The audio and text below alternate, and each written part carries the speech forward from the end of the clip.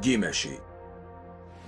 Bývalý prednosta mestského úradu o Veľkých Kapušanoch sa ako politik preslávil pokojnou a priamočiarou komunikáciou. Politik veľkého formátu, ktorý ako Maďar našiel spoločnú reč so Slovákmi. S rovnou chrbticou obstojí aj v takých témach, ktoré si trúfa otvoriť len málo politikov.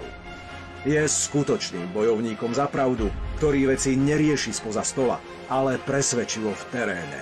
Je známy aj tým, že aj v najmenšej dedinke dokáže naplniť sály a kultúrne domy. Pevne stojí na strane mieru. Priatelia, stojíme na prahu Národnej rady, ale nie je nám to nič platné. Je o 5 minút 12 a máme poslednú šancu vytvoriť zastúpenie postavené na hodnotách, za ktoré by sa nehanbili ani naši predkovia.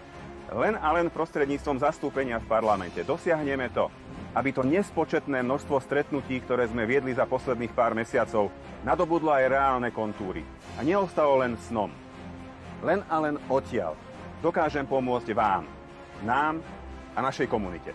Žijeme šialené časy, kedy musíme obhajovať ešte aj mier, kedy musíme bojovať za naše živobytie, keď sú ceny extrémne vysoké a štátna pokladnica úplne prázdna. A svet sa postavil na hlavu. Nedovoľme Bruselu a Washingtonu, aby ukázali miesto Slovenska na mape sveta. Ukážme im ho my sami. Bez vás to však nepôjde. 30. septembra môžeme spoločne zastaviť toto šialenstvo. Teraz alebo nikdy.